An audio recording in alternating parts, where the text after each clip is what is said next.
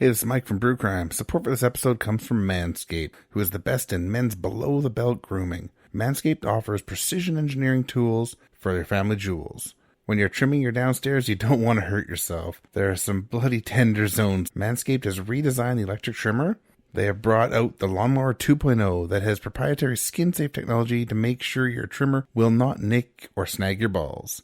Finally, an end to the damage caused while manscaping. This should be a given, but don't use the same trimmer on your face as using your balls. It's just not a good idea. They also sell a crop preserver, an anti-chafing ball deodorant and moisturizer. If you're willing to put deodorant under your pits, why not do your partner a favor and put it on your downstairs too? If you use the promo code BIGHEADS at manscaped.com, you will get 20% off as well as free shipping. Always use the right tools for the right job. Your balls will thank you.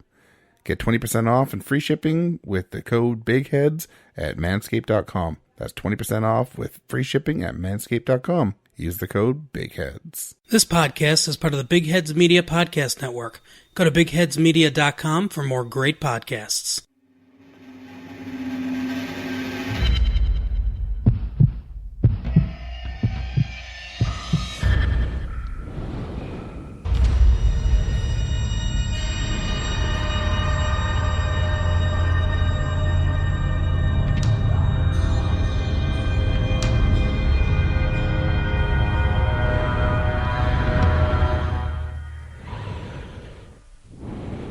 Welcome to Brew Crime. I'm Mike. And I'm Beck. And Nina. So this episode we're going to talk about sports crimes. So all of these crimes will have something to do with athletes of some sort. So we're going to start with Nina, I think. Yeah, I'm going to start us off. So first introduce my dude and my beer. So I'm going to do the story of Oscar Pistorius. He was a former Olympian. I guess he's still technically an Olympian. Paralympian and Olympian, right? True, both, yes. So I'll talk a little bit about that. But for my pairing, I picked the fall of Thebes. That's Thebes. So I looked it up. Thebes is a place in Greece. Greece is where the first Olympics happened. He's an Olympian. That's my tie-in. Makes sense, yeah. Yep. It's a barrel-aged wild ale with fruit skins, 6%, a 500 milliliter bottle. It's by Blood Brothers Brewing. They're located in Toronto, Canada. It's got a really fancy gold little lid thing. Wax-dipped gold. Wax-dipped gold. And the barcode on the back says 6% strong beer. Oh, wow. My God. It looks like wine. Oh, yeah, it also says blueberry on the bottle. Apparently, Mike says this is a fancy beer, so I'll let him do the fancy beer talk. Yes, no, they're a very good brewery from Ontario, and they've only more recently come to BC. All right, this is the very, very deep red. It's pretty cloudy, a very small reddish head.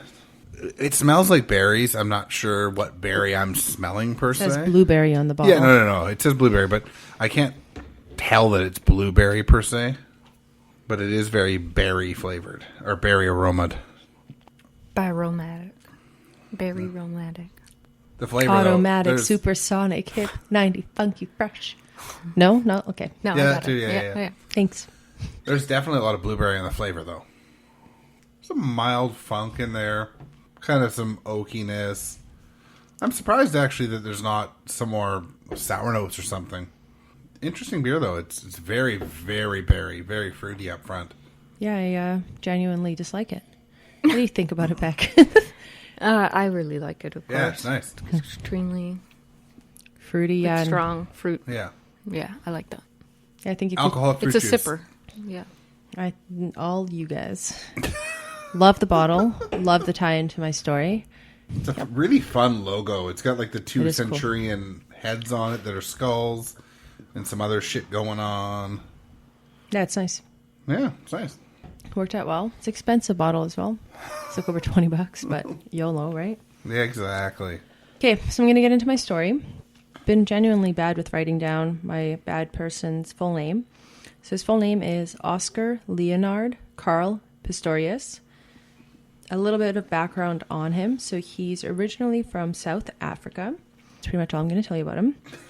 One of the notes that I had made is to talk to you about his Tootsies. So both of Pistorius' feet had been amputated when he was 11 months old due to a congenital defect. When he was born, he was missing the outside of both feet along with the fibula bones in his legs. Obviously, pretty traumatic experience, but I think as Mike had mentioned earlier that he competed in the Paralympics as well as the Olympics. Yeah, the standard Olympics, whatever you want to call them. Just Olympics, I think. Pistorius ran in both the non-disabled sprint events and in sprint events for below-knee amputees. He was the 10th athlete to compete at both the Paralympic Games and Olympic Games. After becoming a Paralympic champion, Pistorius attempted to enter non-disabled international competitions over persistent objections by the International Association of Athletics Federation and charges that his artificial limbs gave him an unfair advantage. I don't know if everyone's seen Kingsman movie, the first Kingsman, where there's a lady who has like literally the blades for her feet. It's kind of what he has, and a lot of the issues that had come up is that the spring in the foots give him an unfair advantage over regular abled bodies competing in the Olympics. Yeah. So, I mean, I looked at a bunch of stuff. Some said yes, some said no. I don't know. I don't know. I don't know where to draw a conclusion, but regardless, obviously they decided he was able to compete, and he did compete in the 2012 Summer Olympics.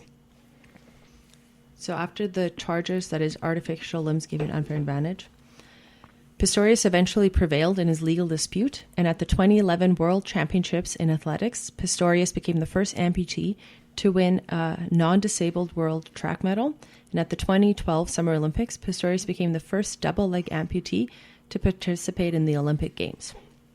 Okay, so let's talk about the actual crime that he committed, and he does admit full guilt for this, so it's not a question of did he do it or didn't he do it. It was more what was his intent in proceeding with this. So on February 14th in 2013, Valentine's Day, Pistorius fatally shot his girlfriend, model Riva Steenkamp, in his Pretoria home. He claimed that he had mistaken Steenkamp for an intruder hiding in their bathroom, but he was still obviously arrested and charged with the murder. So he thought someone was hiding in his bathroom, and he shot this intruder 4 times through the closed bathroom door. Oh, of course, yeah, because you don't double check to make sure everyone in your house is accounted for first, right? Mm-hmm. I mean, maybe he forgot he had a girlfriend that lived with him. I don't know. It just doesn't make any sense. At his trial the following year, Pistorius was found not guilty of the murder, but guilty of culpable homicide. He originally received a 5-year prison sentence for the culpable homicide and a concurrent 3-year suspended prison sentence for a separate reckless endangerment conviction.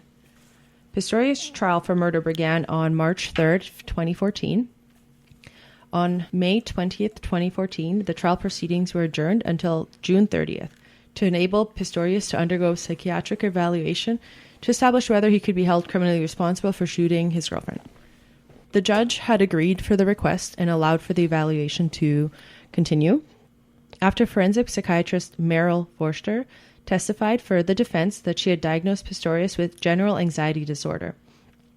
I mean, I know some people have general anxiety, and I have some anxiety. And the last thing, I don't know. I don't think you're I'm murdering not sure what anyone. that has to do with, killing someone. I know you're so anxious that you might be getting robbed, so you just shoot someone through the door 4 times.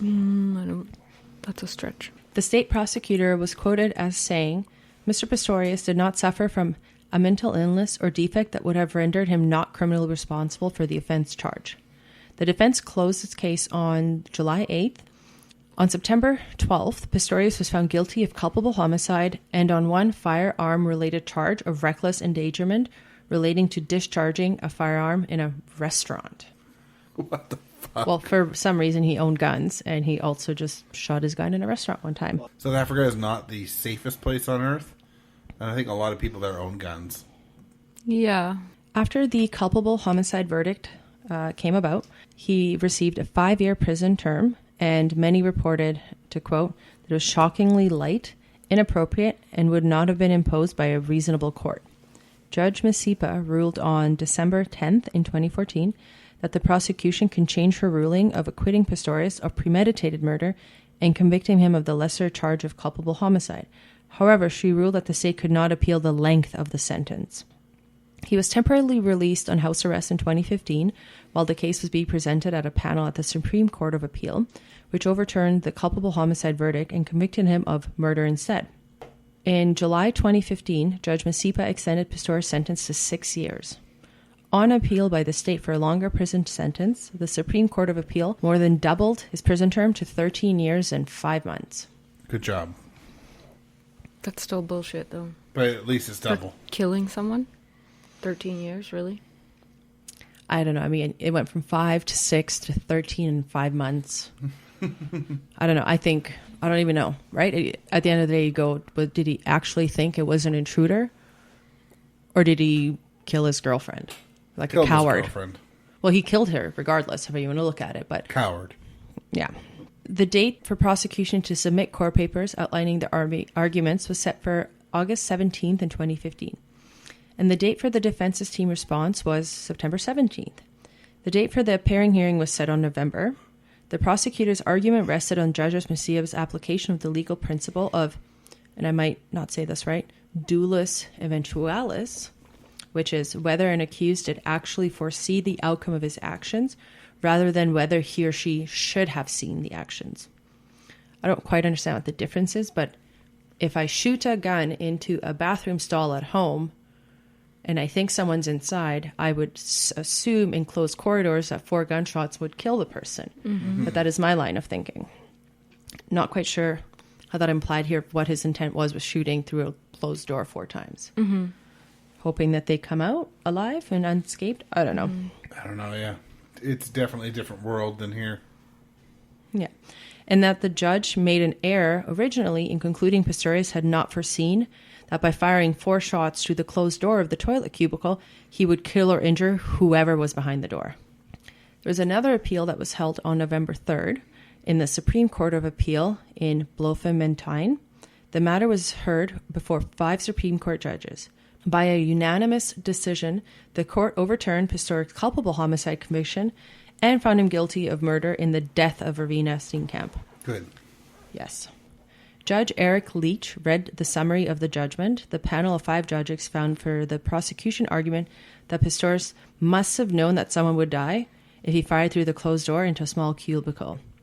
In the words of one of the other judges, although he may have been anxious, it is inconceivable that a rational person could have believed he was entitled to fire at this person with a heavy caliber firearm without taking even that most elementary precaution of firing a warning shot, which the accused said he elected not to fire as he thought the ricochet might harm him. Okay. I often think when we discuss a lot of our cases that sometimes the verdicts or statements the judges come, you're just like, oh my God, are you serious? But this is one of those like, oh my God, no, you guys are right on point. Yeah. I 100% agree with all of this ruling. And 4 times to fire a gun? Mm-hmm. It's a bit aggressive. I don't know. On December 8th, it was announced that Pistorius would continue to remain free on bail, but under house arrest pending another appeal to the Constitutional Court. On March 3rd in 2016, it was announced that Pistorius had been denied his right to appeal and would next be due in court on June 13th to begin a 5-day sentencing hearing for the murder conviction. According to the judgment, the person who Pistorius thought was in the cubicle had nothing to do with the result of his action. The culpable homicide verdict was replaced with a murder conviction, and the case was referred back to the trial judge for another sentencing hearing when it reconvened on April 18th. I mean, I don't know that a not famous person would have had all these appeals and this judge and that judge in such a short period of time. Because, I mean, we're looking at maybe 2-ish years. Yeah. It's a lot of back and forth. Going back and forth again. So on July 6th, 2016, another judge sentenced Pistorius to 6 years imprisonment for murder rather than his original sentence of 5 years imprisonment for culpable homicide. Once again, he was incarcerated in the hospital wing. It was anticipated that Pistorius would be eligible for release on parole after serving a 3-year sentence. So in 2019. On August 7th of that same year, Pistorius was treated at Calafag Hospital in Pretoria after sustaining minor injuries to his wrists after sleeping in his cell. Some media reports came out about this, that he tried to slit his wrists and all that, but apparently it was completely untrue, and his brother came to his defense saying that he's doing really well given the circumstances. Given the circumstances that your brother's a piece of shit who's in jail for killing his girlfriend. Yeah, exactly. I suppose he's doing pretty well. Pistorius was briefly also released from prison for 4 hours on October 14th to a compassionate leave license to attend a funeral service of his grandmother. Everyone's safer if he didn't get out for that. Well, whatever. In November 2016, he was transferred to Kogis Mumparu, which is a jail correctional center. It's a bit smaller and better adapted for disabled prisoners, and it has better facilities for inmates, including bathtubs in the cells. It also holds prisoners who are serving 6-year sentences or less. Interesting. However, it doesn't end there. On November 24th in 2017, so a whole year almost after he was transferred to this medical correctional center, whatever, a South African court judge increased his jail sentence to 13 years and 5 months, like I said before. Prosecutors had argued that his 6-year term was just way too short. The SCA ruled his sentence to be increased to 15 years, less the time served. And of course, because it doesn't end there, that same December of 2017, he filed papers again to appeal this. Of course. Yep. He wanted his previous sentence of 6 years to be reinstated. Yeah, I bet he did. Yeah, well, this appeal was also dismissed, and he's not going to be eligible for parole until 2023. Good. So, yeah, that's it. I think it's still too short. Oh, it is, yeah. He is 13 such a years terrible for ending person. her life. I mean, not that it matters that she was, beautiful. She had a great career and all that. But at the same time, how can you possibly think, so there's an intruder using your toilet? Mm-hmm. I think they have way better shit to do than lay logs. I've heard so much about this case, too, and he was a really abusive shit man. And Yeah. there was all kinds of problems going on in their relationship already. Mm-hmm. And then she just happened to be in the washroom, and he, quote-unquote, woke up and heard a noise and shot into the bathroom. No. He was just trying to deal with a problem. But to what that one judge had said as well, what about a warning shot? What about hey, who's ever in here, I have a gun, come out. You shouldn't be robbing my house. Some kind of warning signal. And plus, 4 shots is a lot of fucking shots. Yeah, no. He had no intention of warning someone off. It was to execute someone. But how many people have trouble even pulling the trigger one time? Imagine 4 times into the abyss. Plus, as you said, it was as a nighttime girlfriend who lives with you. Who else would be using the shitter at that time of night? Yeah. But no, to be fair, why? Who's out there to get you? Why are you being robbed? And I know, going through the story, obviously I mentioned a bunch of dates, but to me it's crazy. Obviously, I don't think a normal, average person would have had this many court proceedings, this many appeals, this many verdicts and conditions, so expedited because of who he is. Mm-hmm. Yep. I don't know. I don't think that's necessarily fair. I think he should be in jail during that whole time, pondering what should be happening. But at the end of the day, it's one of the first cases that I've seen where the judges, I should say, in every step of the way, have been like, no, not happening. He's too famous for this. But I mean, at the end of the day, what makes him famous? The fact that he runs good? Mm-hmm. Good for you, right? Yeah. I don't know. Well, and I think also the fact, unfortunately, for all the disabled people out there, I think it's partly his disability that made him a story. He was a good runner regardless, but I think, unfortunately, he tried to use that to make himself a bigger person, more popular. I mean, everyone can have their own intentions with what they do with what they're given. Yeah. I'm obviously the condition, with the congenital whatever thing he had. It's terrifying at 11 months old to lose your feet. Oh, yeah, definitely. And everything he went through, I by no means think that was simple. No. But that's not a fucking excuse to just be scared in your own home either, right? Oh, no. And I think it's going to be a running theme on this episode in general, probably. Our running theme is pretty funny. Badum-tis. Yeah. That was an Olympic pun, wasn't it? I don't know. I think it's just nuts. And that other judge, I think, also spoke really well in saying, maybe he did have anxiety, but anxiety doesn't lead you to do what he did. Yeah. No, anxiety does not cause murder. I mean, it may, but not like this. Not this kind of murder. I don't think anxiety causes murder. Someone with anxiety might commit murder. It doesn't cause it, though. Yeah. I mean, I don't know. So that's my story on Oscar Pistorius. Oh, yeah, and I was going to say one of his nicknames is Blade Runner, because that's appropriate. It is. He was not in the movie Blade Runner with Ryan Gosling. Goosling. You would cite the remake because you're so young. I haven't seen it though, so is that any better? I don't know. But what's the other guy? General Ford, isn't it? Right? General Ford. Just fucking. Wow. I know. I'm fucking with you guys. Fucking Yeah, children. no, you winked when you said it, so I knew you were joking. It's okay. I'll be. Children these days. Yeah. I know. I was literally just born like last year. Right. Okay. And So- on that weird note, I'm done. we'll get ready for the next case. Yes. Was it contact sports, or was it just how Aaron Hernandez was wired? Did I know you were doing Aaron Hernandez the whole time? I don't know if he did or not. I hate this guy. Yes, you should. All right, the beer I'm doing for this episode is... You're doing the beer? Or you're going to drink it? Yes. Yeah. Prime time. This is the Bridge Brewing Company's Prime Time No Compromises.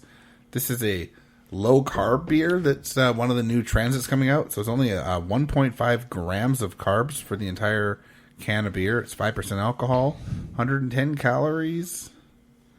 It's one of the only beers in Canada right now that actually has the nutrition facts on it.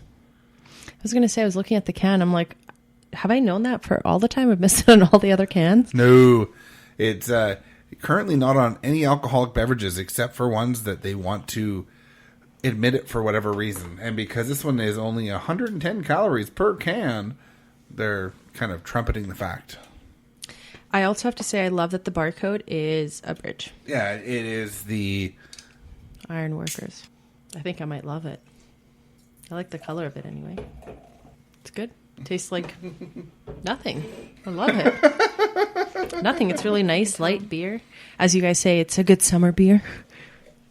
All right, this is a golden color, kind of hay yellow color. It's Hey, yo. a little bit cloudy, white head. It's a little bit floral. It's kind of herbal. Maybe a hint of grain on the aroma, but there's not a lot on the aroma. It's pretty light. The flavor is fairly mild. It's definitely got some hops in there, but it's not really bitter.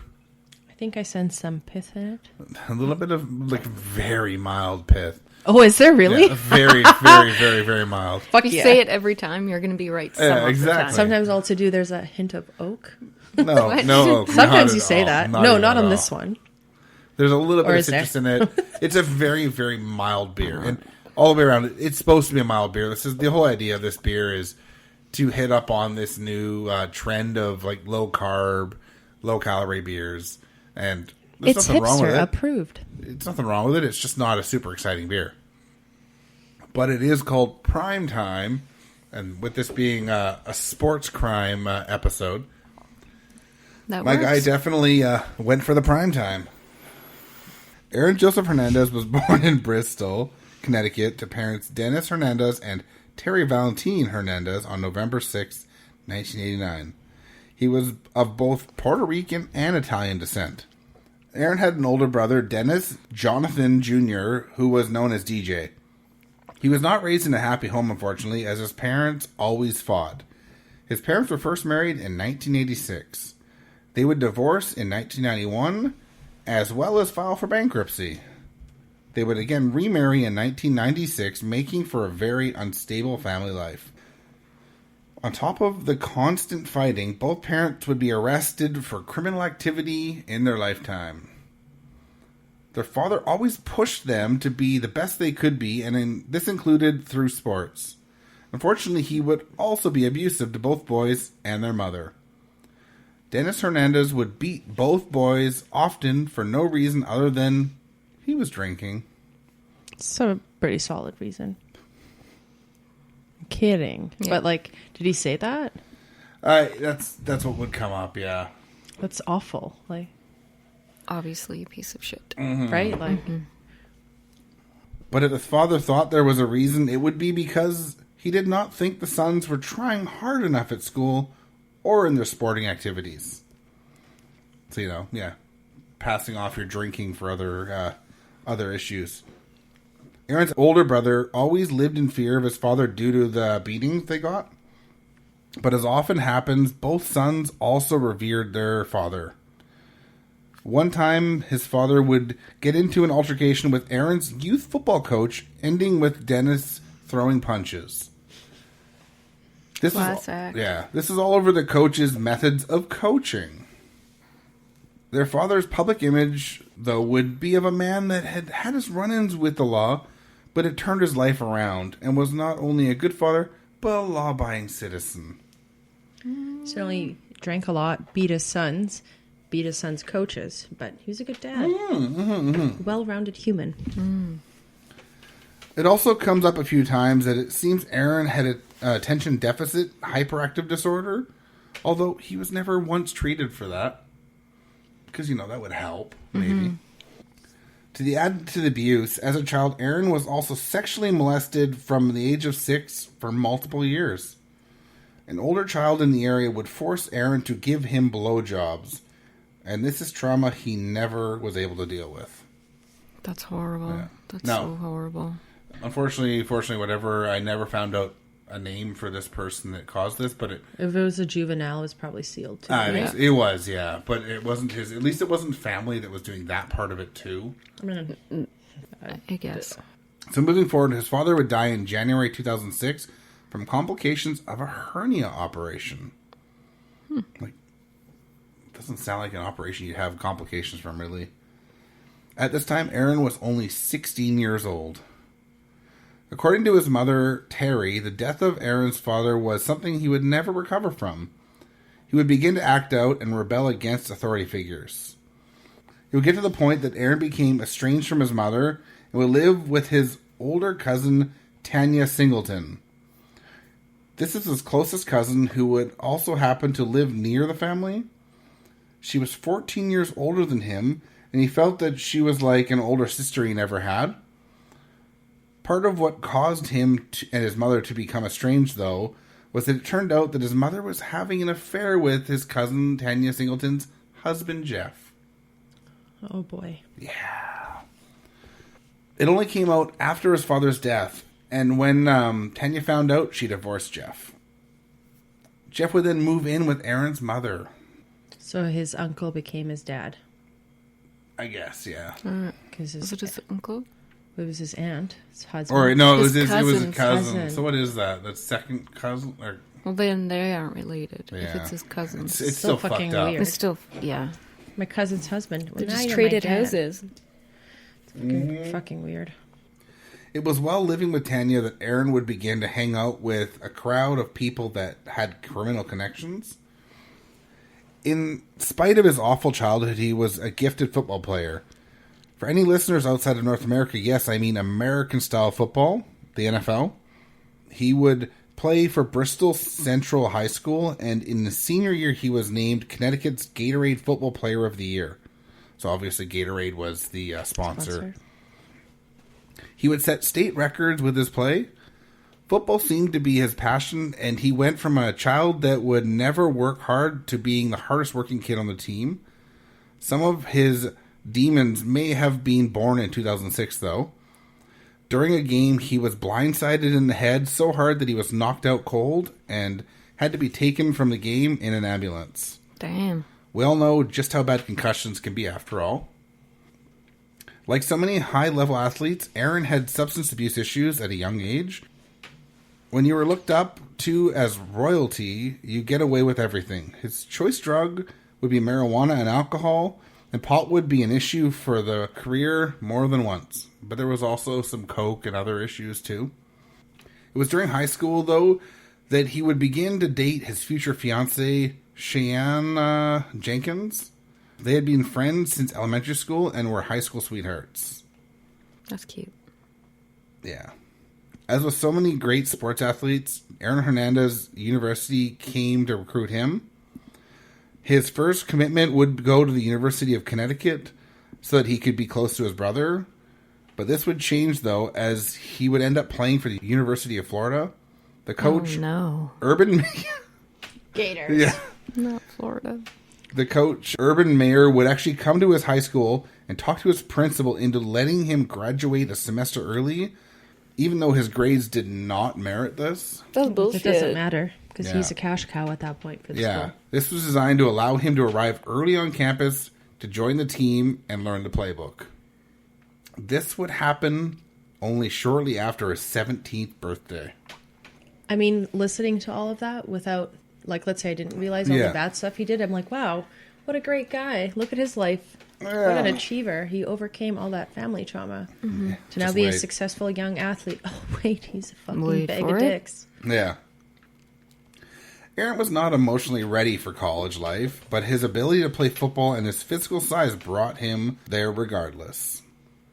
He was a very angry teenager that was trying to deal with the abusive upbringing as well as his spiraling drug use and alcohol abuse.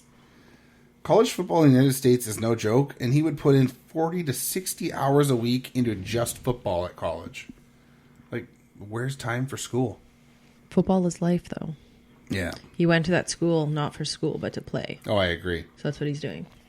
Aaron had been quoted as saying he was high on drugs every time he took the field. He had a good first season, but he would be benched for his first game in his second year due to failing a drug test. He would go on to win awards and championships in college for his play. I'm not going to cover that because that's not what we're here for. On April 28, 2007, while still 17, Aaron was out with his teammate Tim Tebow at a restaurant. Now, anyone that knows the NFL at all, they've heard of Tim Tebow, but he was a college teammate of his. So, Aaron drank 2 alcoholic beverages while at the restaurant. When they came to pay the bill, he refused to pay. This led to Aaron being escorted out of the restaurant by one of the staff. As the manager turned to walk away, Aaron Hernandez would take a big swing at the manager and sucker punch him in the side of the head. It's bad. Also, Yeah. why is he What a drinking bitch. at that age, too?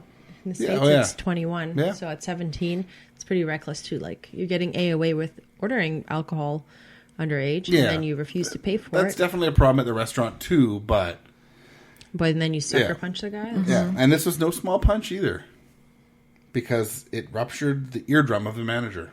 Wow. The cops were called in at 1:17 a.m., and once there, Aaron called his coach, who in turn called the team's unofficial defense lawyer. Because, of course, a college football team needs a defense lawyer, Yeah. right? The team and the lawyer would both reach out to the manager and make a settlement. Of course, the team always denied that this was the case. The police had recommended the charge of a felony battery, but this never happened. It's crazy that the police can just, like, recommend a charge but not follow through. But I guess, obviously, if the manager doesn't want to press charges, just takes a What are they gonna settlement. do?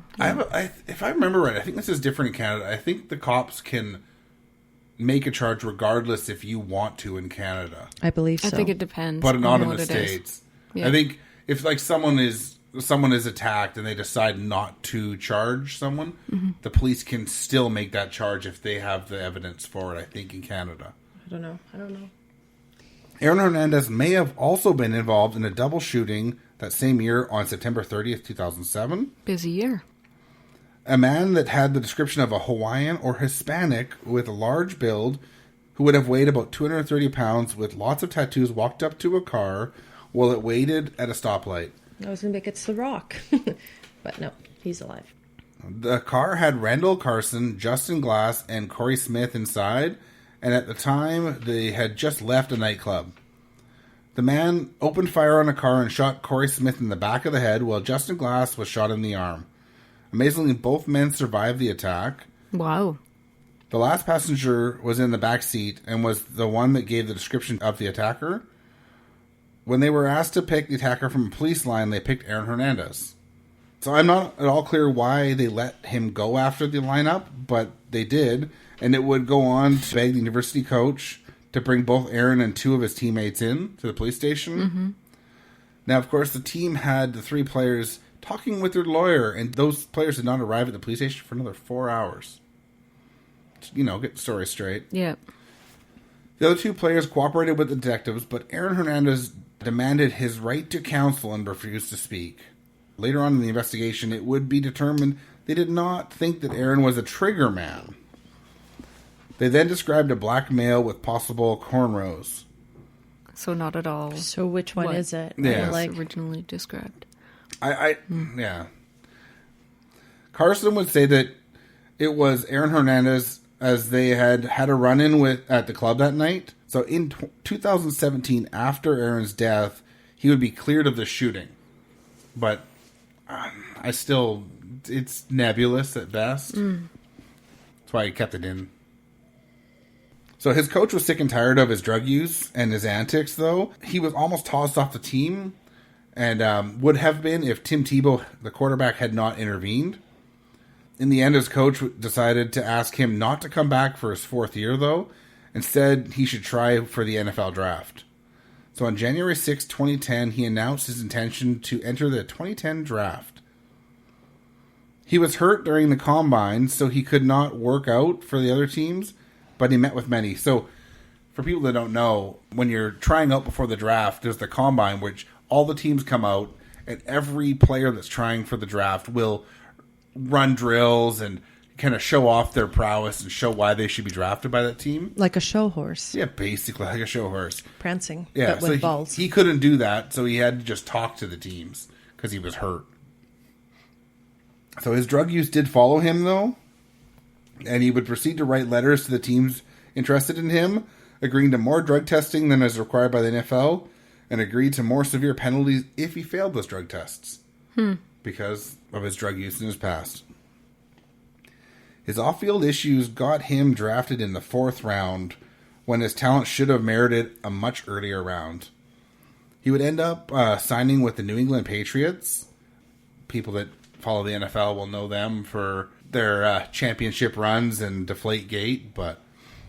Tom Brady. Yes, exactly.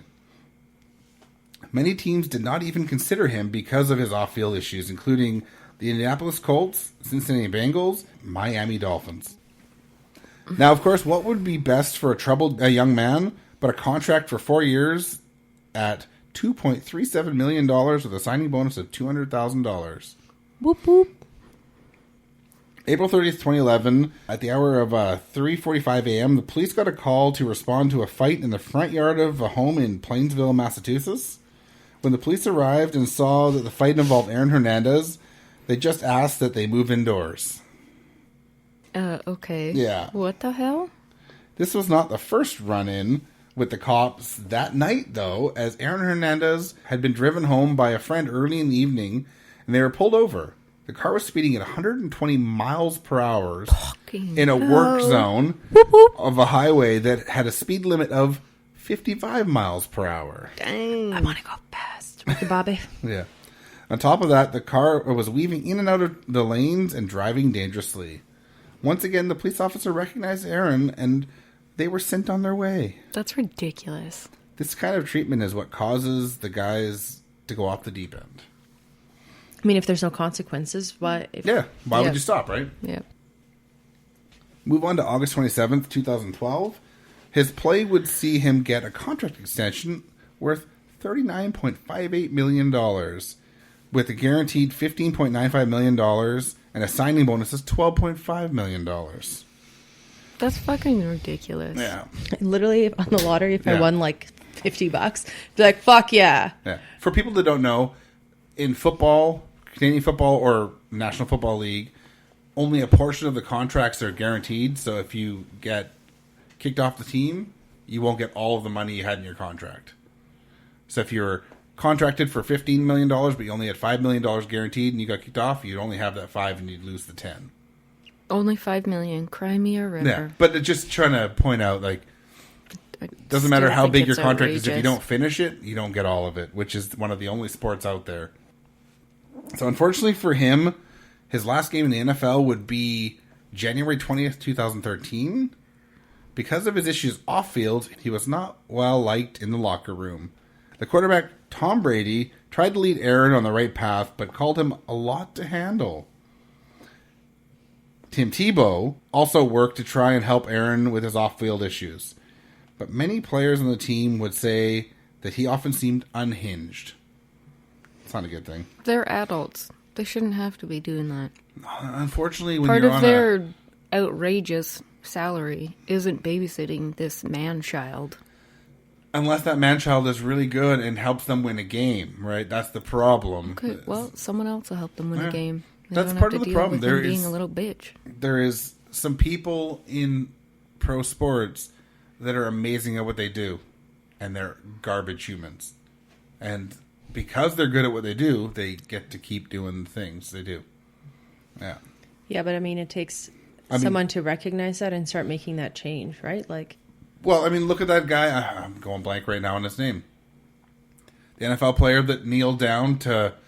Copel, something Copel. That's not a name. That's his last name, Copel. Colin Kaepernick. There you go. Kneeled down to try to help out with the issues, like the Black Lives Matter and everything. Yeah. He has not played the game since because of it. Yet, shitty people get to keep going. Yeah, I mean, but it's not like he hasn't benefited from his action. Well, he hasn't got paid since. He just signed a bunch of contracts with Nike. Oh, has he now? Okay. Yeah. He And then he hasn't got really into played shit for that because he signed all these contracts with Nike who he literally used as sweatshops to make their products. So it's like, okay, so stand up for one life, but not everyone's life. Mm-hmm. But whatever. Yeah. What is his name? Colin something? Colin Kaepernick. Colin Kaepernick. Yeah. It was during this time in 2012, though, that Aaron's fiancée, Cheyenne, gave birth to their daughter, and they would become engaged that same month.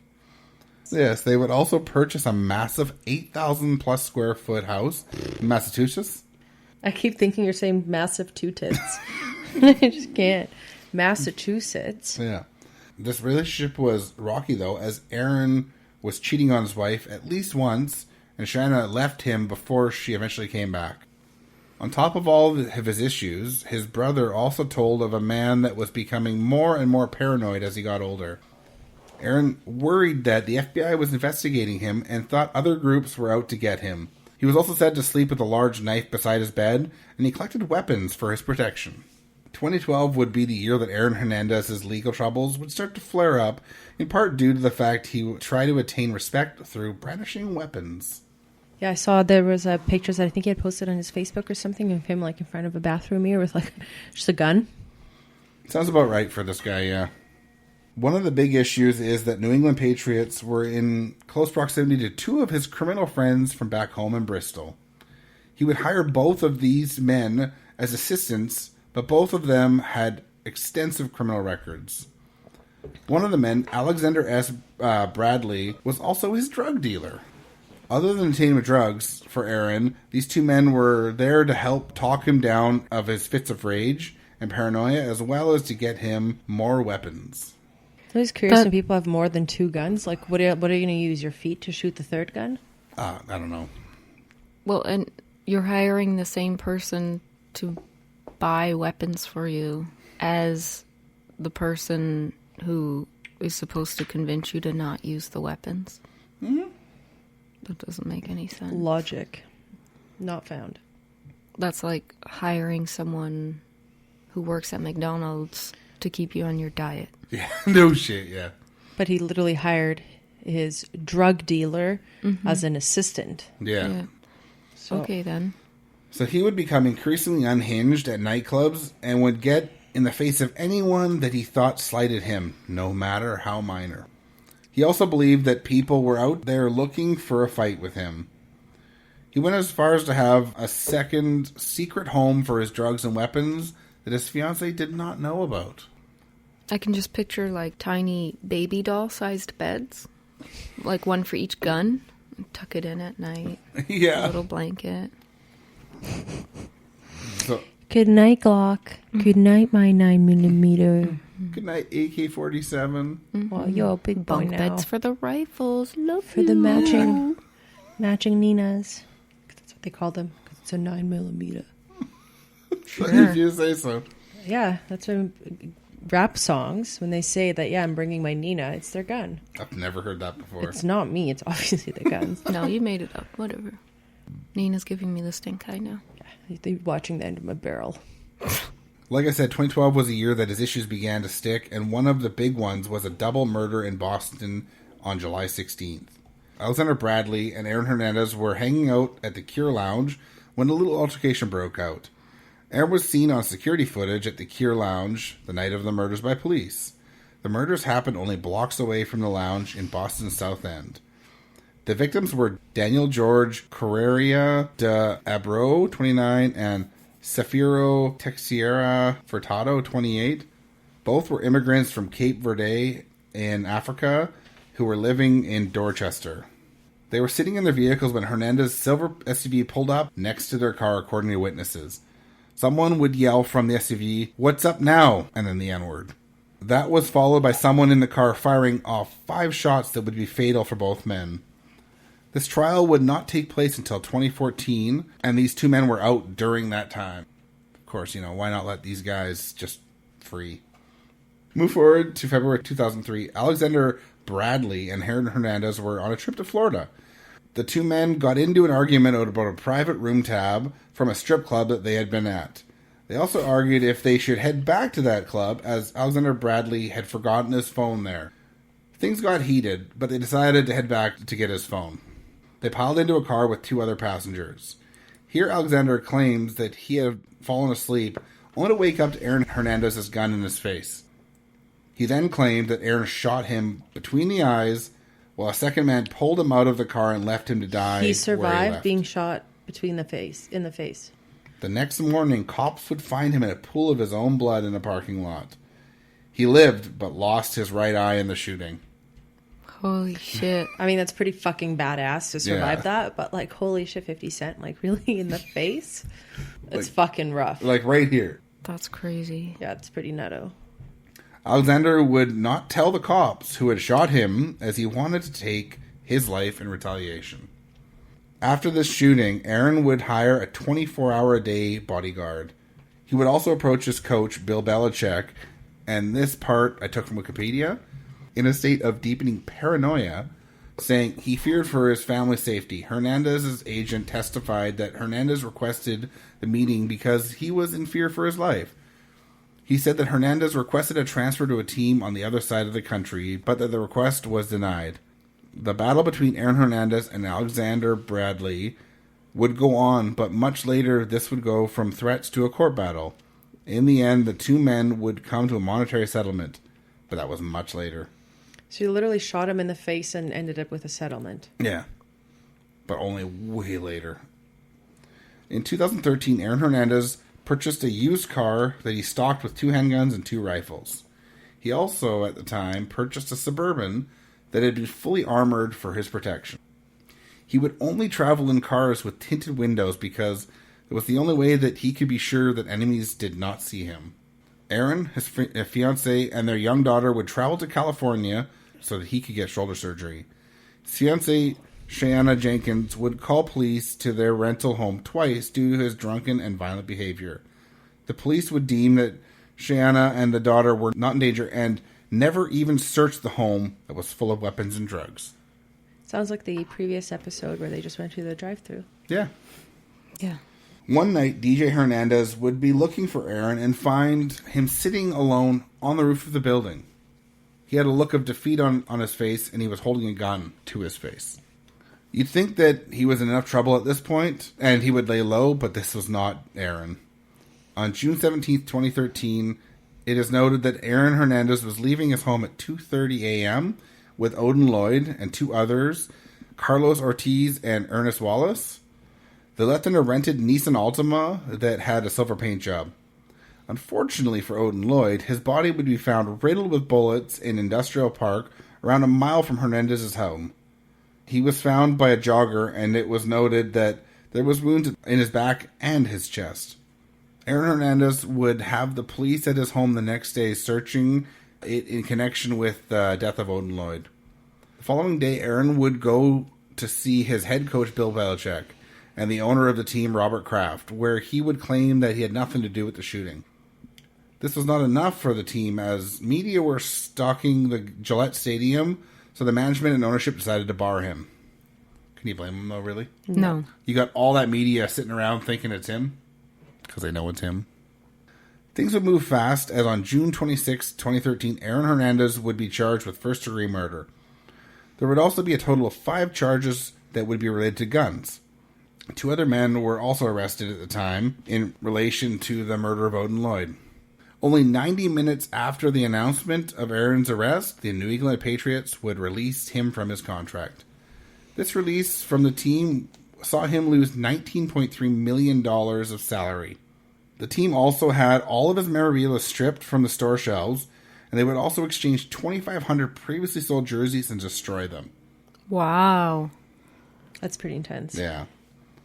Aaron's endorsement deals were avoided, and his likeness was removed from video games, and I even heard that it was removed from pictures where he was in the Football Hall of Fame.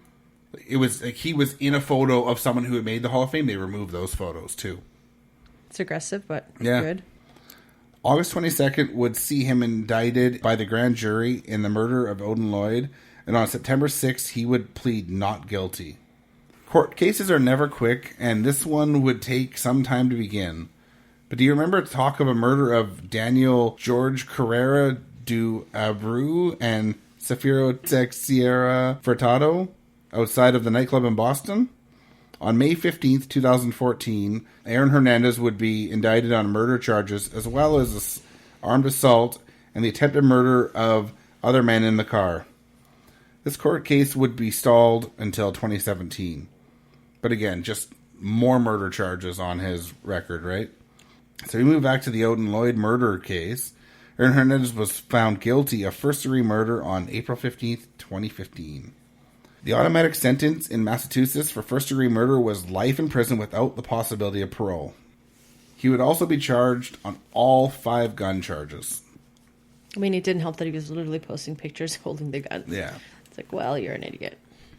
They never did That's figure... why I liked going to Florida so much. Yeah, probably. They never did figure out what the motive was for the murder of Odin Lloyd, but there was possible motives that had been tossed around, which we'll get into at the end.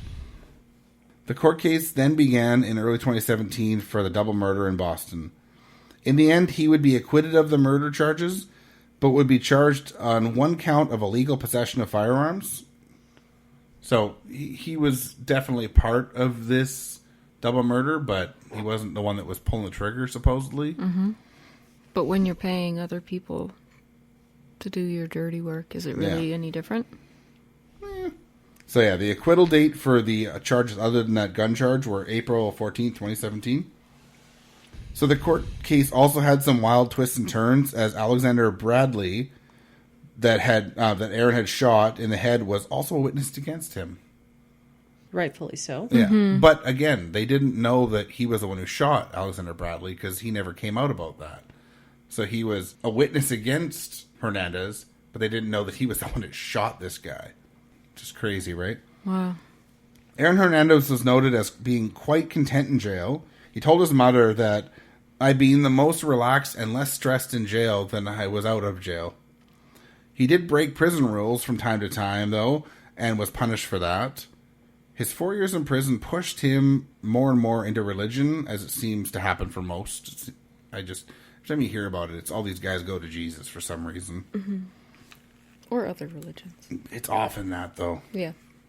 A prison official was quoted as saying, "Officials seemed to turn a blind eye to Aaron Hernandez's drug use and neglected to safeguard their famous inmate." Hernandez, Shocking. Yeah. Epstein did not commit suicide. Exactly.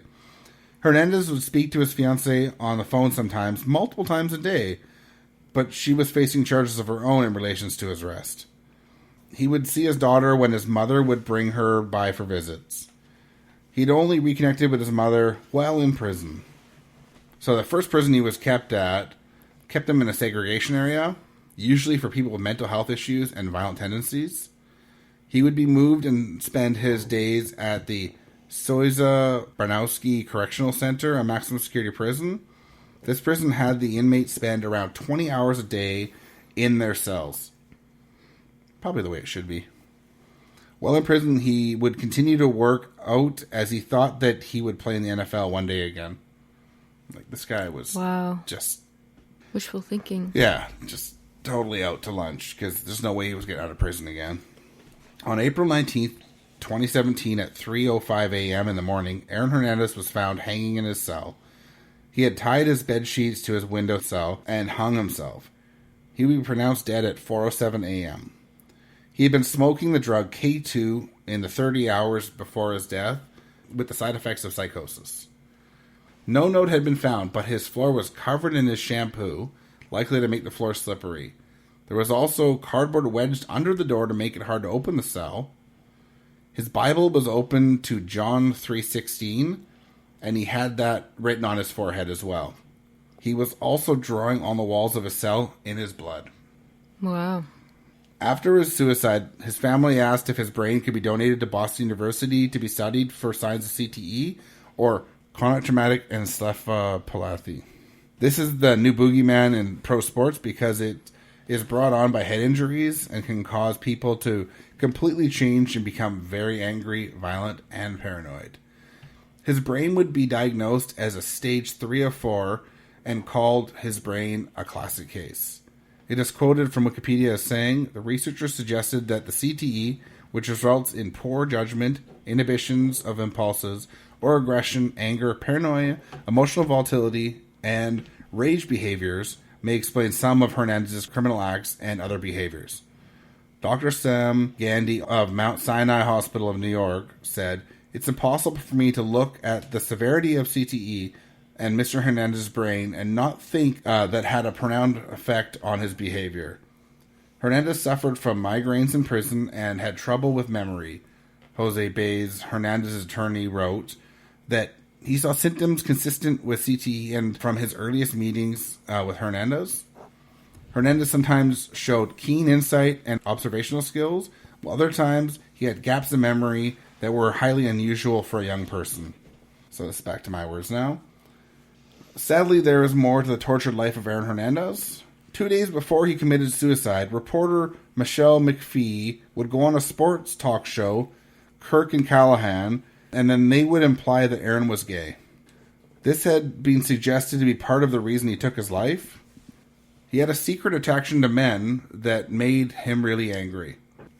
He would go on long homophobic rants and had a lot of self-hatred due to the macho anti-gay culture he grew up in, which is not that surprising in a lot of areas with sports, right? Mm-hmm. But I mean, that was never actually proven. Like, this lady said this. Well, no, this is back to, this is not just some, this is how he grew up, right? He grew up in a really... No, I'm sorry, but I'm saying, like, there's no actual proof that he was attracted to men. No, there is. Yeah, I know. No, just wait. It started out as some rumors. So this is me, like, this is absolutely not an excuse, but only speaking of his headspace. While in jail, he would come out as gay to his mother and his ex-girlfriend. His fiancée would only find out after his death, when she was quoted as saying, I wish I'd known how he felt, just so we could have talked about it. I wouldn't have disowned him, I would have been supportive. So to finish this off, on April 25th, 2017, lawyers would file a motion to vacate Aaron Hernandez's murder charges, and this request was granted on May 9, 2017. So at the time of his death, he technically died an innocent man. So this is why it happened, from Wikipedia. Under Massachusetts laws, this principle asserts that when a criminal defendant dies but has not exhausted all legal appeals, the case reverts to its status at the beginning. The conviction is vacated and the defendant is rendered innocent. So at the time of his death, Hernandez was in the process of filing an appeal for his 2015 conviction on the murder of Odin Lloyd. On March 13, 2019, the Massachusetts Supreme Court reinstated the conviction in the Odin Lloyd murder case. This reinstatement also had the rules changed so that charges would not be vacated under these technicalities in the future. So this is a sad tale of a man who had a bad start, middle, and end to his life, with a nice interlude or two in the middle. You have to wonder just how much his issues came from his upbringing, his criminal friends, his drug use, his hidden self-hatred due to his sexuality, which is wrong, but you can have self-hatred for whatever you want in your life. And then also his CTE caused by all the concussions he got in his career. It's definitely complicated, but I wouldn't say it makes him innocent. No. He is a guilty fucking guy. But is it, like, what is it of all the different shit that he had in his life that caused him to be the shit that he was? Because was it his upbringing? Was it the beating? Was it growing up with those friends? Was it the drug use? Was it like... Yeah, no, there's so I many get different what things you're in his saying. life. But I mean, to be fair, the drug use can come from him not knowing how to control his emotions because of all the injuries, right? Like, that's what I'm saying. Like, this guy was a terrible person, but there were so many different things in his life that made him a terrible person. And he should have been in jail, and unfortunately he took his own life, which I wish he rotted in jail, but But I don't know. I kind of like with his brain scans, that's years and years of damage on his brain. So you can't expect someone like that to think normally. No. Well, and you could just see, like, from a young age, he already had issues with paranoia and. Like, but I mean, like this guy was a messed up guy. From what I understand, like he technically never received any counseling for being, abused when he was a child. No. All of the other head injuries. So I don't know. I don't know about saying that he's like the worst person ever because. No. Oh no. You know what I mean? I'm not saying that. I don't know. Yeah. But he's also not a good person. But I find I'm not going to try to protect him. But at the end of the day, like if his brain isn't working, my expectation of him is that he's not sane. So that kind of not excuses his actions to me, but it at least gives me something versus just a cold-blooded, I don't know, like my Pistorius case, right? What, he had fucking anxiety? Okay, he didn't, though. Whether he did or he didn't have anxiety, I think that's besides the point. Yeah. But at least for Alex, he definitely didn't get a fair chance. He didn't get a fair start. No, right? So his fits of rage are explained by the CT scans because that was never diagnosed. Yeah. But before that, even before he was playing football. If he didn't have such a poor family life, maybe he wouldn't feel as horrible about who he is and who he is. And maybe he could have and his shit dealt upbringing. With those. Yeah, he didn't understand boundaries properly. Yeah. I don't know. I think not necessarily saying that a lot of people failed him, but I think a lot of people did. No, a lot of people did fail. I think every person in his life basically failed him for the most part. Like his family, his coaches. His, the coach from his university. Cousin seemed good. Yeah, she did seem good. Yeah. But almost everyone in his life failed him. Yeah, in some way or another. Even if they tried to help him, they failed him. But that's why I have trouble saying that he's even a piece of shit because it's just like, well, who knows what he actually was in control of over his actions. And I definitely know that some people do take drugs to numb what they're feeling because they don't know what they're feeling. And if what he's feeling is because of his head injuries, of course you're going to turn to drugs, something that's going to numb that out. Not saying that drugs are the answer. But then he did shoot multiple people. But he has unexplained fits of rage that you can't control what your emotion is, right? Yeah. Like if your emotion is, for whatever reason, you're in fucking life or death situation. He obviously, by his upbringing, I think was born to be a fighter. In that situation, he's not going to back down from a fight. It's not logical thinking that, hey, I need to shoot you to save myself because obviously he's a big, strong fucking dude that could probably just... I don't know, hit people. He's a not very necessarily big dude, you have to use, guns or whatever, right? But if he's not a logic mind thinking, then they were like when he was in university, he was already like 230 pounds, so he was a big boy. But that's what I think, right? Like, so I don't know. I have a bit trouble with his because so many traumas and like what actually did he have control over versus what he did. And I believe I get gun violence is a very serious thing and it's not okay in any shape or form. However, how much, what was he supposed to do? Yeah. He needed someone to actually do more than just lip service and really help him. But fortunately, it's too late now because he committed suicide. Which is... Not like Jeffrey Epstein. Yeah. Yeah. Okay. Which is sad and horrible. It is. 100% the time. Yeah. Okay. All right. Well, I'll get into the next one then. Okay, so my story is also a football story. So the beer that I picked comes in a pretty can. I think the name's it's a collaboration. On the front of the can. No, it's Twin Sails and House of Funk. So it's Twin Sails out of Port Moody and House of Funk out of North Vancouver, right here. It's called Jock Jams, and it is a mixed berry dessert sour. Oh, wow. I hate it already. Sounds so good. It does, yes. My mind goes to the gutter when I think of Jock Jam. Okay. I think of the... oh, fuck. There was a CD that was released called Jock Jams. Jams. Oh, I think of like... And it's like... a jock, like a male cup for the downstairs. I know what you're talking about. It would be great if you stopped. Yeah. You know what I'm talking about. The first one came out in 1995. Yeah, that was the one I had. OG. And there's Jock Jam 2, 3, 4, 5. Of course there was. It was just like big shiny tunes and the much music, and they just kept going and kept going. And Vancouver Seeds, it was around forever. From 99.3 to Fox. I don't know. I was in Ontario. That's where our least favorite band, Nickelback, came from. Oh, I love Nickelback. You remind me of a No. Okay, so I titled my story Foul on the Play, Unsportsmanlike Conduct. 2 football players, 2 similar accusations, 2 very different outcomes. Wow. It's so dark. But, like, it looks like beet juice, actually. Yeah. We should actually have, if we can find some from Old Abbey Ales in Abbotsford, they make a Beats by Steve, and it's a beet I've sour. seen that. It's really Oh, good. have you heard of Beats by Dre? It's a pretty good headphones. Yeah, okay. He doesn't own them You're anymore, so though. funny. He sold them off.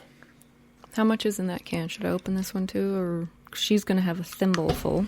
I'm happy to open another one because there's still more as well. But if it's not a crowd favorite, then I don't want to. Stacy, she won't like it. God damn it! I didn't have the camera ready again. I think you'll like it. So it depends how much you want to have of it. So this is probably the deepest, darkest red beer I've ever fucking seen. It's got you can't see a damn thing through it. It's got a red head on it. Boysenberry puree. It definitely looks like beet juice, like 100%. Mm-hmm. The aroma isn't actually that great. It's got kind of a weird fruity aroma. It tastes so much better. Yeah, no, than it smells. I actually don't like the smell at all, really. It smells like Jock Jams. you know, like strawberry milk is a thing. Is it? If Okay. if Alright. boysenberry milk was a thing, and then you let it go rotten, that's what it smells like. I can see that because it doesn't. Because it's kind of tart It doesn't smell good and at all. stinky. Yeah, it's very stinky, but it tastes so good. It's, I guess, boysenberry. It's tons of berries. It's tart. Like I could see raspberry and stuff. It's very Yeah. 90s themed. The can, it looks like Dream Phone or Girl Talk, or it's very If you say so. 90s. But it's definitely lots of like weird, funky flavors. Tons of berry. It's not all that sweet. It's like Saved by the Bell vibes. Yes, very. You're gonna have to like a really funky sour beer to like this beer, which means I like it. But it's not gonna be just let me pick off the shelf and go, oh, let's try it. I like beer, because it's gonna be like, whoa, what is this? Right, Nina? Yeah. Nina loves it so much. But she's She not drinking already chugged her glass full. Yeah. The glass was, it. And again, don't get me My wrong. thimble. yeah. It's got a really, really weird nose. I don't want to even smell it. Mm-hmm. I just want to drink it. It's just fucking nasty. Like, That reminds me of a Golden Girls episode. but it's like I there's just watched. there's certain food you wouldn't eat because of just maybe how it looks or how it smells. Why? Whatever. I guess it's in that But it that tastes kind really of way. good. It reminds me of blue cheese because blue cheese doesn't look great. There's nothing doesn't good about smell blue great. cheese. Blue cheese that's done well, it tastes really good. No. Yeah.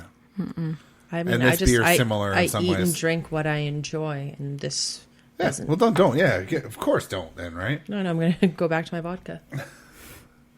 Vodka Sprite. Yeah. All right. Well, let's get into this case. Okay. Back to the National Football League, or as I like to joke about, National Felons League. Yeah. Yeah, so I actually have 2 stories that, like I said, it's 2 football players, 2 similar accusations, and 2 very different outcomes.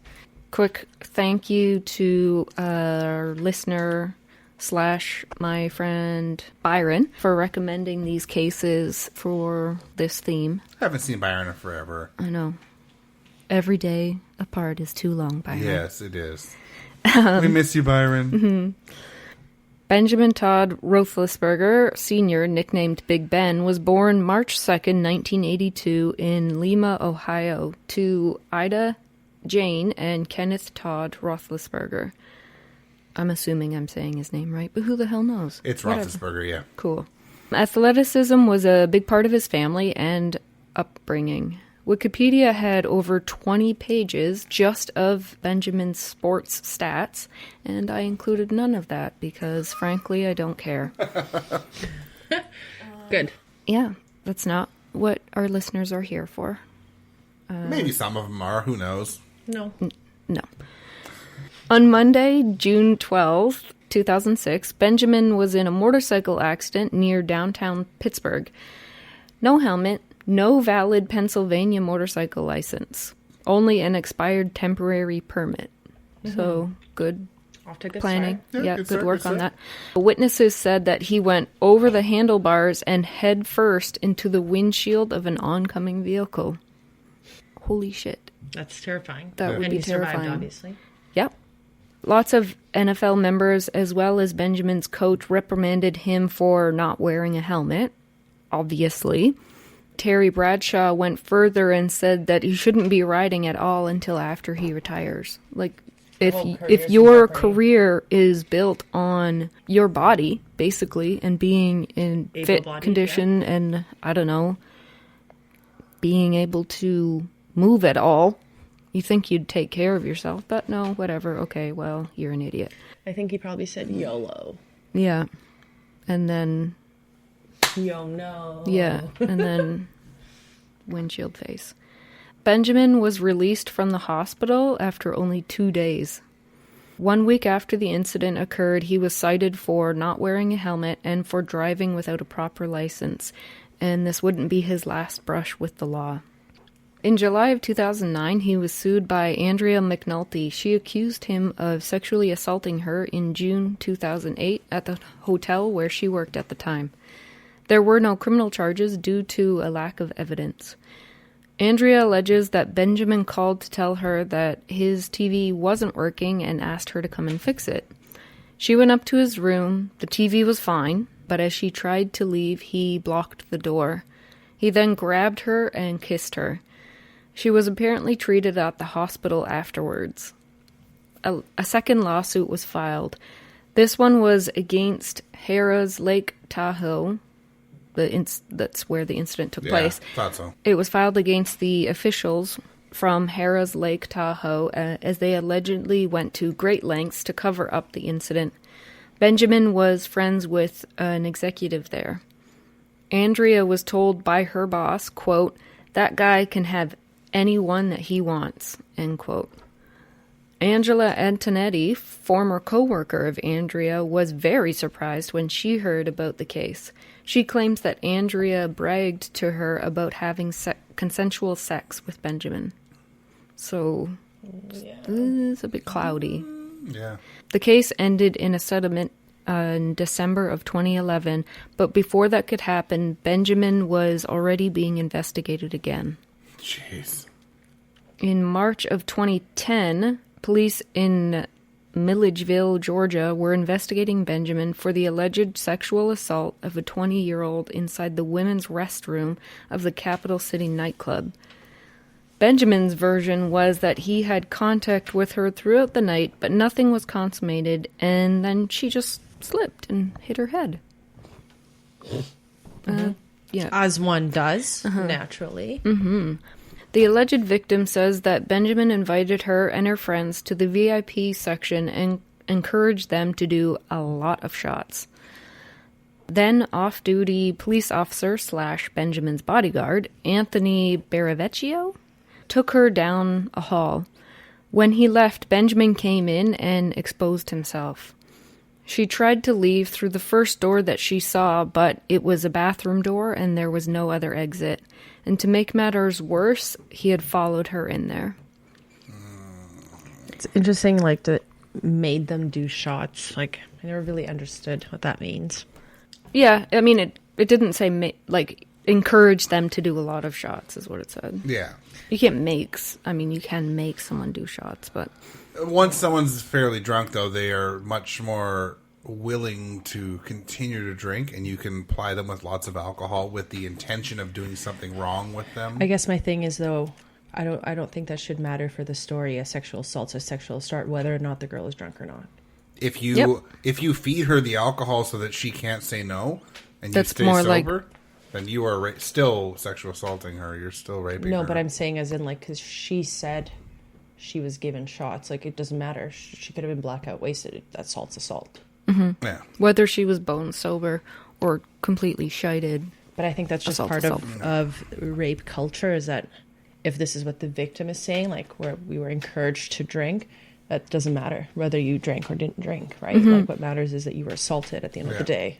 Yeah, I know. Well, it actually makes it worse though, because if he drugged her or got her so drunk that she had no inhibitions, if there was planning to this, right, it does actually show intent instead of just it. Instead of it happening, he actually planned for it to happen. No, I know, I understand that, and I believe that. But I think as a woman, she feels the need to have to say that also happened. It's irrelevant if that happened. What if she was doing drugs? Who gives a shit? Yeah, the assault happened. She was cornered. It's irrelevant, right?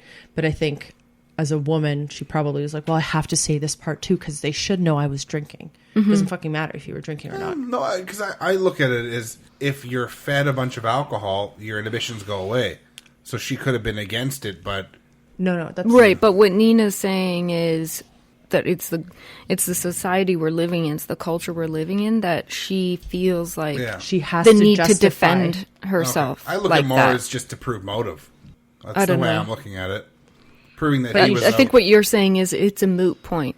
It's assault. It's irrelevant. Either way. Oh, it is. But if you can prove that there was intent to do this, then the charge is much worse. If it's something that, just like in murder, right? But it doesn't matter if she's drinking. He cornered her in a room. Obviously, he intended to assault her. Yeah. What does it matter that she drank half an hour before? Yeah. Yeah, he's not going to get any more jail time for encouraging them to drink, though. But if you can prove that he encouraged them to drink to the point where... That's not what she was trying to do, right? She was just trying to say, like, we were encouraged to just drink, and then this happened. Like, it shouldn't have to be a factor. Whether or not he encouraged her to drink or made her drink or didn't make her drink, it fucking doesn't matter. He followed her to her room, didn't let her get out, and assaulted her. They could have both been stone sober, both stoned on drugs, fucked on drugs. She could have been passed out. It's irrelevant.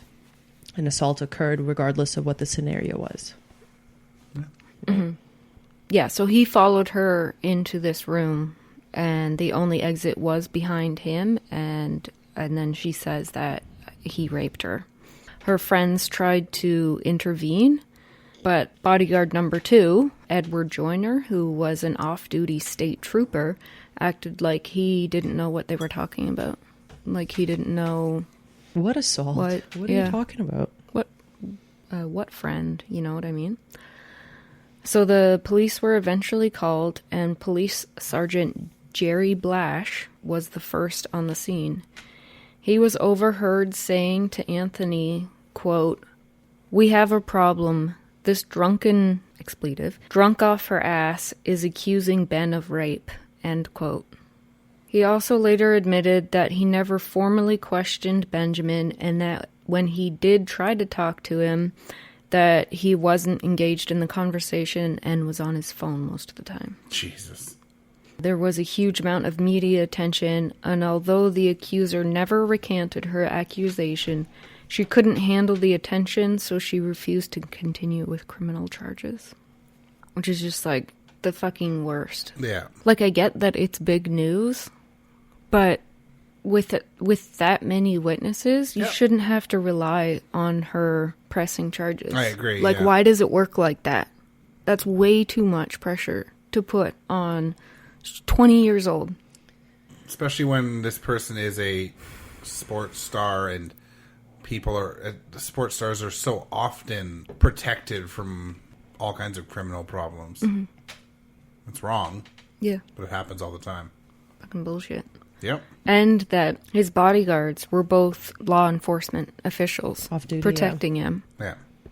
And that the first person on site, they called the police, and the first person there was obviously on his side as well. Yeah. And it's still like nothing. You know. Yeah. Yep. Well, you just have to see what happened in my case, right? You've got people drinking or speeding, like twice the speed limit. Oh, you're a star. Go ahead. People fighting in the front yard of a house in a neighborhood. Oh, you're a star. Just go in the house. Don't arrest them. You got these people that are held way up in esteem, and because of that, they get away with murder. They get away with all kinds of stuff. Yeah. So, although he was never criminally charged, there were some immediate consequences. The president of the Steelers, that's the team he played for at the time, was pissed, and he lost a lot of sponsors. Jerry Blash, the piece of human garbage who made that comment when he arrived at the scene, was forced to resign. Ed Joyner was prohibited from ever working for Benjamin again. That's not nearly enough punishment. Benjamin was suspended without pay for the first 6 games of the 2010 season, but that was later reduced to only 4 games. So he rapes this girl, and that's what, he misses 4 games. Yeah. Big fucking deal. Yeah. Well, and you said his team at the time, and it's still his team. Right now. Well, and the official reason for him missing those games was that he violated the league's personal conduct policy. You shouldn't rape Not people. that he raped a 20-year-old. Yeah. Like, fucking call it what it is. Mm-hmm. I don't know, but even going to the 20-year-old, so if you were encouraged to drink or whatever the reason may be, in the States, you had to be 21. So it's also giving alcohol to an underage minor. Yeah. If they could prove that. And you sure shit can bet these clubs have cameras on the inside. Yeah. Oh, yeah. But obviously that doesn't matter. Sweep it under the rug. She recanted. Not necessarily recanted that it didn't happen, but just stopped with the proceedings. He missed 4 whole fucking games, and everyone's good to go. Which probably means he missed 4 weeks. Yeah. Because it's weekly games, unless there's a bye week. Okay, so he got a month off work while getting paid. Great. He didn't get paid, but I don't give a shit. Not, yeah. Okay, well, I think he can Doesn't wipe matter. his bills with the other hundreds of dollars. Yeah. Yes. So he missed out on a tens to hundreds of $1,000s on his millions of dollars. Like, whoop-de-doo. Mm-hmm. Whatever. So the reactions from his teammates were mixed, but more than a few of them thought that the suspension was, well-deserved. There were more than a few of them that were disappointed by his to actions, say the least. You know what I mean? That's good, because that's surprising, because he's a really good player, and usually players just go... It shouldn't matter if he's a good player boys or will shitty. be boys. Fucking Exactly. hate that bullshit. Yeah. Hate it. Benjamin went on with his life like nothing had happened. He started a foundation to provide support for police and fire departments in the United States. I bet you fucking did, because I obviously owe them, don't ya? There's a special emphasis in his foundation for, service dogs. Well, he's a dog, so he protects other dogs. Mm-hmm. Okay. Mm-hmm. So the foundation also works to improve the quality of life for residents of Findlay, Ohio, and Pittsburgh, Pennsylvania. And on July 23rd, 2011, Benjamin married Ashley Harlan from Newcastle, Pennsylvania. This is just like some personal information stuff that I thought I'd include. In 2012, Benjamin returned to Miami University to get a Bachelor of Science in Education. Yep. This sexual predator went back to school to become an educator. That's scary. What the hell? Benjamin Todd Roethlisberger Jr. was born November 21st, 2012. Bailey Marie Roethlisberger was born March 19, 2014. And Bodie Hunter Roethlisberger was born May 26, 2016. So he just went on and lived like a normal life. Still is. Yeah. Still, nothing happened. He got injured in the second week this year of the season, so he's not playing because he had a serious injury, but muffin. he was, yeah, exactly. He was playing until I forgot what it was. It was a catastrophic injury, and he won't be back till next year. But he was still currently on their team playing. Yeah. I hate this guy. Who's next? Yeah, I hate him. So how is any of this fair? It's not at all, but just wait, because you're going to get more mad before you feel better about anything I'm talking about. So the next guy, similar kind of story. Kind of. Brian Banks was born July 24th, 1985. He's a native of Long Beach, California, and attended Long Beach Polytechnic High School, where he was a very successful football player. In 2002, Brian verbally committed to USC. He had a very bright future ahead of him until the summer of 2002. Brian was 16 years old when classmate Juanita Gibson accused him of forcing her into a stairway and raping her. He faced 41 years to life in prison. Although he claimed he was not guilty, he agreed to a plea bargain that included 5 years in prison, 5 years probation, and registering as a sex offender. He later said that his lawyer told him that there would be no actual prison time. I think I remember this case. Yeah? Yeah. Juanita and her mother, Wanda Rhodes, claimed that the Poly campus was not safe and decided to sue the Long Beach Unified School District. They eventually won a $1.5 million settlement, half to be paid now and half later. Brian served almost 6 years plus an additional 5 years of parole. He tried to get help with his exoneration, but there wasn't enough evidence of his innocence. In March 2011, Juanita contacted Brian on Facebook to meet with him. What the fuck? Brian brought a friend with him to the meeting. Unbeknownst to Juanita, this friend was a private investigator. During their meeting, Juanita admitted that she'd made the whole thing up. Can you fucking imagine how shocked Brian was to be sitting there? Like, to serve that time and be out. And she contacted him, and now she's just like, yeah, I made it all up. Like, I mean, that's so awful because she ruined his life, his career, obviously, because he lost, 5 in prison, 6 out, or 6 and 5, whatever. But obviously at this time, at this age, because he's, 30-ish at least? His career is not existent. well, and as a registered sex offender, he can't be in the NFL. But I think with something like that, obviously with her admission, I'm sure you'll get into it, that goes away. But regardless, at 30, you're done. Yeah. As a pro athlete. As a pro athlete, you have, 3-4 years? It's just not worth it for them to invest in you at that age. Sure as shit in prison he wasn't playing, right? So, Right.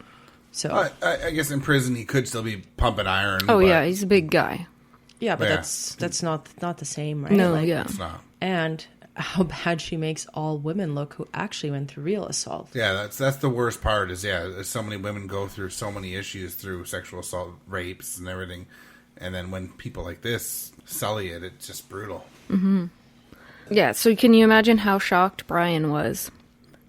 Not too shocked. He must have had a feeling this was going to happen because they were recording the whole conversation. So the recording was enough to get the California Innocence Project to step in and assist him with his exoneration. But the recording itself was not admissible in court because she didn't know they were recording. She didn't sign anything saying they could record, whatever. And then she obviously later refused to sign anything because that would mean That should just accidentally be leaked to the media. well, I'm using air quotes very heavily. Yeah.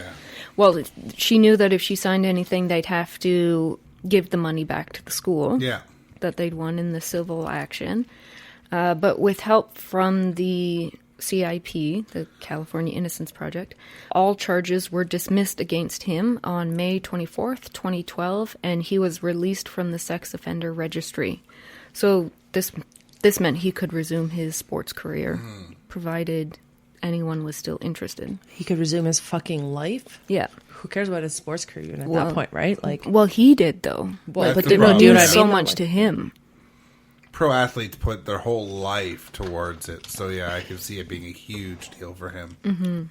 So he briefly played in the United Football League while attending mini camps for several NFL teams, including the Seattle Seahawks. The head coach at the time was Pete Carroll. When Brian was in high school, Pete was the head coach at USC. That was the school that offered Brian the scholarship, the one that he'd made the verbal agreement with. But he didn't end up signing with them. On April 3rd, 2013, Brian signed with the Atlanta Falcons. So, awesome win. Yeah. Like, he got to sign with someone. Less than a week and a half later, the Long Beach Unified School District announced it was suing Juanita Gibson for $2 million. good. Good. So they were hoping to get the final payment of $750,000 canceled because it hadn't actually been paid yet, and to get back the $750,000 that they had paid, plus $500,000 more to cover like attorney fees, Legal punitive shit, yeah. damages, Damages, yeah. the usual stuff. Unfortunately, they didn't get the $2 million. They got $2.6 million. Wow. So they got everything they asked for, plus the judge added more in punitive damages and interest, which the school hadn't Planned for? planned They'll to take it, ask I'm for. sure. Yeah, obvious. Of course they fucking take it. Yeah. Well deserved too. Like, And where's she what going the to come up frig? with this money? I guess that's besides the point. Oh, yeah. In 2014, Brian was asked by NFL Commissioner Roger Goodell to speak at the 2014 NFL Draft Rookie Symposium. He accepted, and his speech was well received. A few weeks later, he was hired to join the NFL Department of Operations. So while it sucks that he didn't really get to live his exact dream of playing in the NFL, I'd said that he did sign with them, but then he didn't end up. He was I signed think to I the read practice roster. Yeah, so he played like 2 downs, I think it said.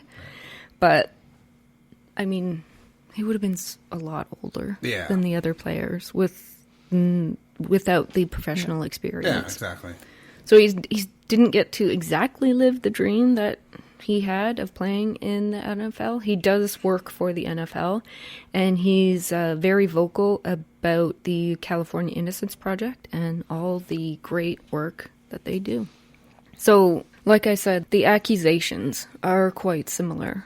And it's just like, the proof against him was her word. You know what I mean? But that's the thing. It's like they couldn't prove he was innocent because there wasn't a fucking crime. So how do you prove you're not innocent of something that never even fucking happened, right? But it's supposed to be innocent until proven guilty. Yeah. Well, I mean, it's But supposed then to in be... the other case, there were multiple witnesses.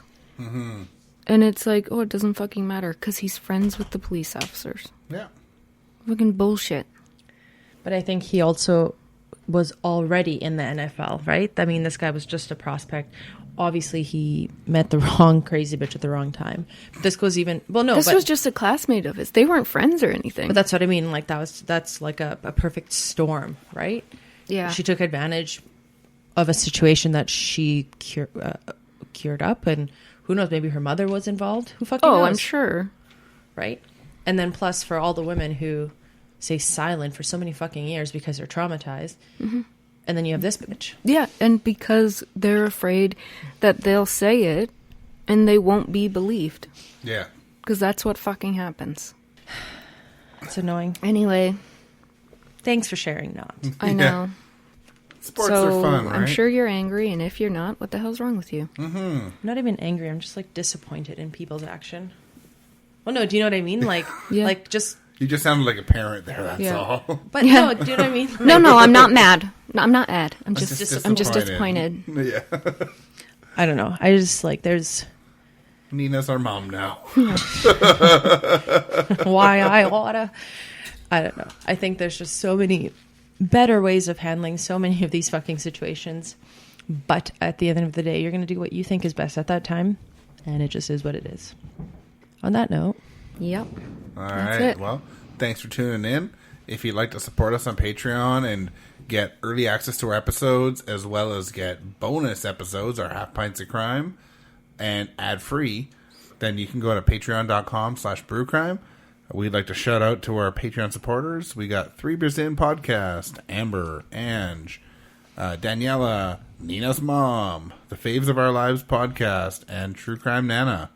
Thank you. Thank you. If you want to find us on social media, go to Brew Crime at all of the social media platforms.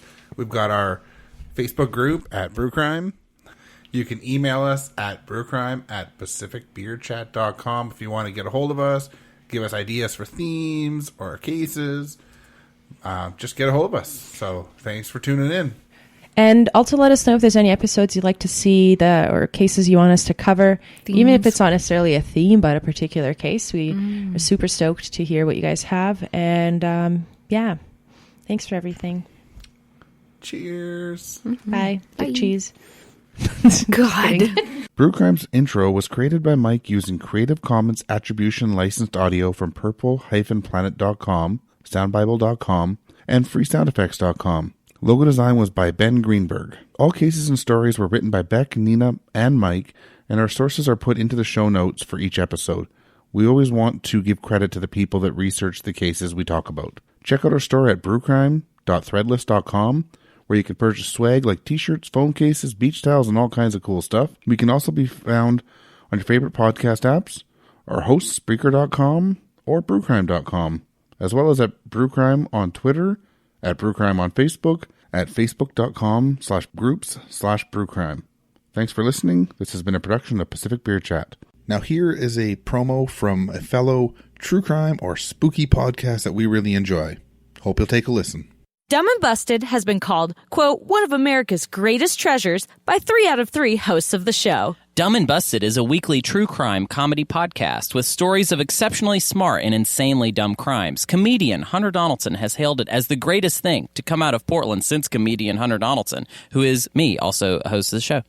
Podcasters Allison Copeland and Hannah Ether praise Dumb and Busted as, quote, found on Apple Podcasts, Google Play, Spotify, Stitcher, and anywhere else you get your podcasts. Just more rave reviews from 2 other people who host the show.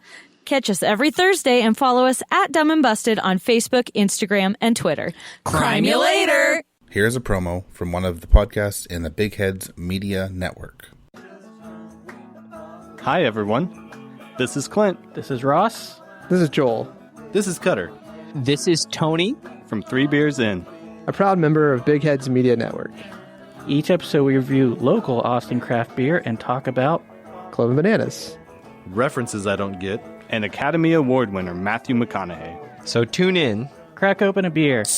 And hang out with us. Find us on bigheadsmedia.com. iTunes, Google Play, Stitcher, TuneIn, Spotify. Or on 3beersinpodcast.com. This is the podcast.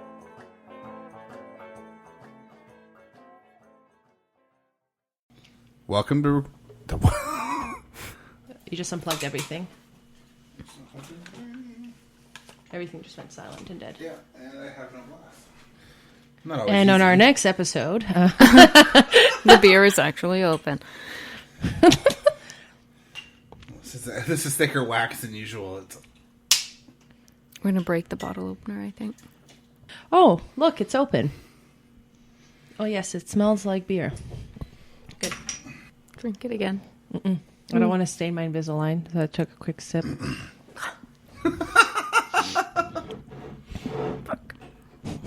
For separate, reckless engagement. For separate and on one firearm. Well, I don't know. South America, if you look around, it's not the safest place. It's not South America, it's South Africa. South Africa. Ugh. But he wasn't living in South Africa. Why are you shooting it? No, he's from South Africa. Where, what? I thought you were saying that that where he shot the gun in the restaurant was, where was that?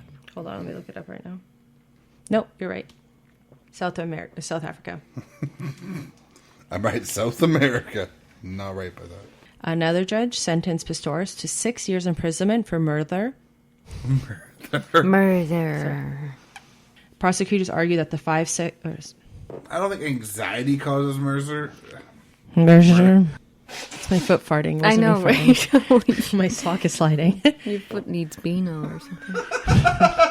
Hi. General Ford. I'm so funny. And I'll be here all day. But-um-bumch. Who's next? You are. Am I? Okay. Yeah. Because you look like you're going to fall asleep before Becca's going to fall asleep. Fucking hell. I shouldn't eat anything because now I'm tired. Back. Gross. Gross. I'm trying to do this. Gross. Serious business. Gross. That's me, totally. I'm a valley girl. Totally. Oh my god. Totally a valley girl. Don't ever talk like that. If you ever intentionally talk like that, our friendship is meaningless. Friendship over. You skipped a page? No, I need to blow my nose. I know, but you also skipped a page. I'm just saying. I noticed that you skipped. She's just trying to help you, man. No! No, I didn't. No, it's a pirate! There's criminal activity. The same bridge! I didn't skip a page. Okay, Nita. Stop fucking with me. It is genuinely 2 separate bridges. No, I know. Yeah. And you genuinely skipped a page. Yeah, That's I did. because you already... Okay. I'm going to play some wax. Isn't that neat? What? That. Yeah, once you got it off, fucking an hour later. Kind of. What, you're like... We're listening. Just, yeah, that was my attentive face. Uh-huh. Comes out once or twice a day. On November 6th, 1989. Sorry, it was so good. It was an earthy one. Tasted a bit of pith in there. Almost pissed yourself. Oh, well, that's just a little sprinkle. God. Is it also Joseph or is it Joseph? Because he's Espanol. I don't know. I'm going to start that again. Because you almost pissed yourself. And it was my first fucking sentence. Aaron had an older brother, Dennis Johnson. Dick Johnson. It wasn't, though. Oh, no, it's Dennis, not Richard. Richard. Brother Dennis Jonathan Jr. Are you sure? No. You're going to try that again? Dennis Joe John Jr. Dick Cheney. God damn it. This is why you went second.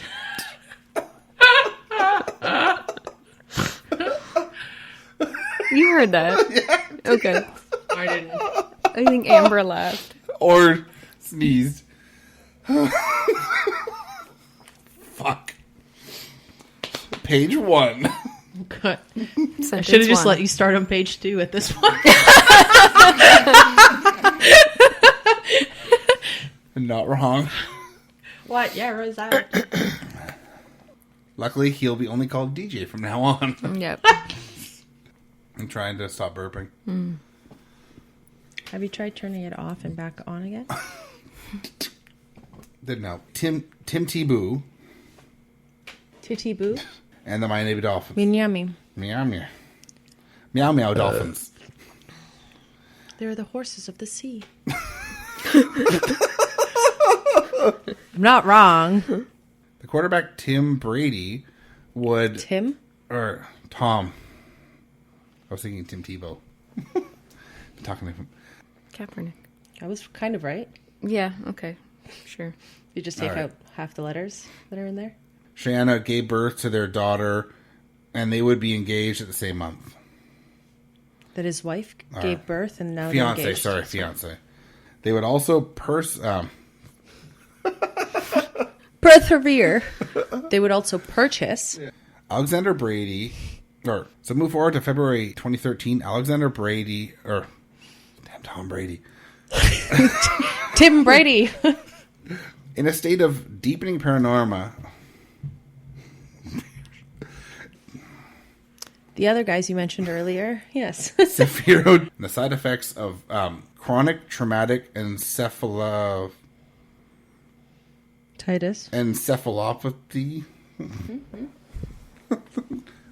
As they requested, that was quite when I was doing my research, it was quite the twist. It was like...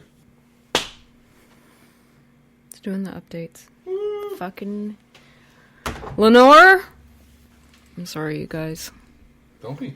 I was intentionally, keeping it awake earlier to avoid it, because it just says that it's going to do it today. And then I was like, you know what? It should be fine, because there's still lots of hours left in today. How fucking dare you, you bitch. The woman who, she's much younger than most of us. Did you just jock jam all over the table? Yes, the dick cheese just went everywhere. Fuck's sakes. Give me that. You guys don't deserve my beer. It's going to stain my Invisalign. That's why I'm literally going to have a sip. Maybe I'll take my teeth out quickly to sip this. That's gross. Let's just do this one for now, Mike. I'll put this one in the fridge. Yep. So if you want more. Fridge? Thank you. Go team. Go sports. Go jock jams. Dick cheese. Oh, God. Can you not? So awful. It smells like beets. So delete. So exclamation mark. Yeah. So after the 2 different outcomes. Anyways, cut all of this and cut, never cut. anything. I can't drink this right now because I can't laugh while drinking this beer because it'll stain everything.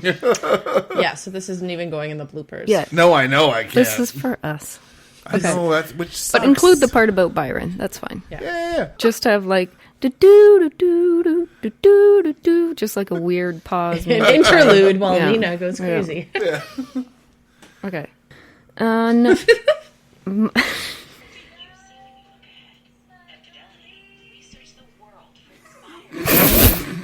And an impromptu commercial for someone that's not paying us. I was opened up a link about Roethlisberger and that came up. About what? Roethlisberger. It's about where he is today. Sorry. I was like, where's that coming from? Oh, shit. I was like, oh, cool, we're possessed. Apologize.